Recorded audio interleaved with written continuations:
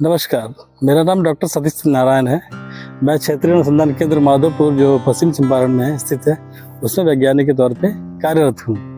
जैसा कि हम लोग सभी जानते हैं कि हमारा जो क्षेत्र पश्चिम चंपारण का है, गन्ना का बहुत अच्छा ही गढ़ है और इसमें बहुत सारी चीनी मिलें भी हैं जो कि किसानों को मदद भी करती हैं और किसान भी उनसे लाभान्वित होते हैं। लेकिन मेरा ये कहना है कि जो हमारे किसान बंधु हैं उनको किन किन बातों का ध्यान देना चाहिए जब भी हम गन्ना की खेती करते हैं। सबसे पहले तो हमें देखना चाहिए कि जो बीज हमें मिल रहा है, जो गन्ना का बीज मिल रहा है, वो आगात है कि मध्यम है कि पिछात है। अगर जैसे कि जब हम लोग खेती शुरू करते हैं गन्ने की, सबसे पहले खेत की तैयारी शुरू करते हैं। तैयारी करने के बाद जो हम लोग काटते हैं गेड़ियों को, जिसको हम लोग अंग्रेजी में सेट्स बोलते हैं, उनको ध्यान देना चाहिए कि 3 आंख वाली हो कि 2 आंख वाली हो कि 1 आंख वाली हो। ठीक है, उसके बाद उसको क्या करना चाहिए, किसी भी वेबिस्टिन से लेकर के 1 ग्राम प्रति लीटर के हिसाब से पानी में मिला करके अकॉर्डिंगली उसको डुबोना चाहिए। और ऐसा नहीं कि तुरंत डुबाया और उसको निकाल दिया, बल्कि उनको थोड़ी देर के लिए, लगभग 1 आध घंटे के लिए छोड़ दे और उसके बाद निकाल करके जो नालियां बनाई गई हैं, जिसको हम लोग रिज बोलते हैं, उसमें उसको डाल देते हैं। और प्लांटिंग के समय ध्यान देना चाहिए कि जो भी हमारे पास खाद है, जैसे कि पोटास है और डाई है, उसको उसमें डालना चाहिए नालियों में। और जो हमारे पास नाइट्रोजन का जो खाद होता है उसको हमें टुकड़ों में डालना चाहिए। ठीक है, इसके लिए क्या करना चाहिए, हमें सबसे पहले कि नालियों में डाल दिए बीज को, पिछड़े को, और उसके बाद मिट्टी चढ़ा दिए। और जब भी अगर हम लोग को ध्यान देना चाहिए कि जब हम लोग बीज लेने जाते हैं तो एक ऐसे जगह से बीज ले जो कि बीज एकदम पूरा स्वस्थ हो और पूरा परिपक्व भी हो। और खास करके किसान बंधु को ये ध्यान देना चाहिए कि जो हमारा ऊपरी हिस्सा होता है 1/3, उसी को बीज में प्रयोग करना चाहिए। क्यों?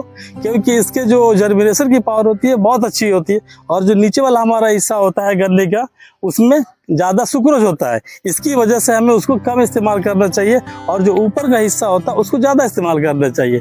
ठीक है, जब हमने गन्ना को अच्छा जगह से ले लिया, एक स्वस्थ बीज को लिया, तो उसके बाद लगाया। और लगाने के बाद अगर कोई समस्या आती है तो हमारे किसान भाइयों को तुरंत से किसी भी रसायन पदार्थ का प्रयोग नहीं करना चाहिए। पहले उसको देखना चाहिए समस्या को।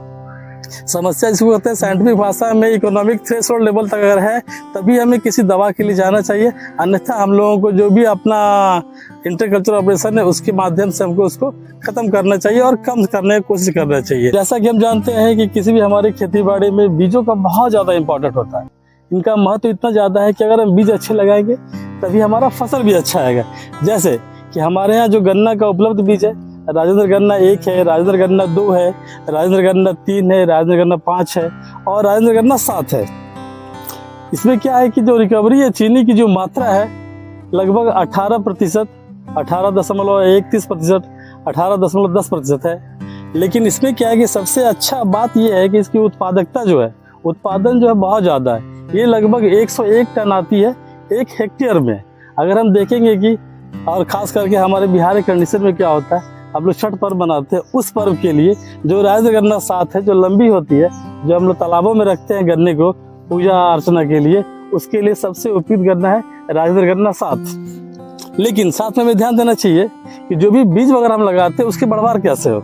सबसे पहले तो समय समय पानी देना चाहिए, और ख़ास करके जो खाद का जो उपयोग करते हैं हम लोग, खास करके नाइट्रोजन वाली खाद का जैसे यूरिया है, उसका हमें स्प्लिट डोज में देना चाहिए। कभी भी एक साथ खेतों में डालना चाहिए।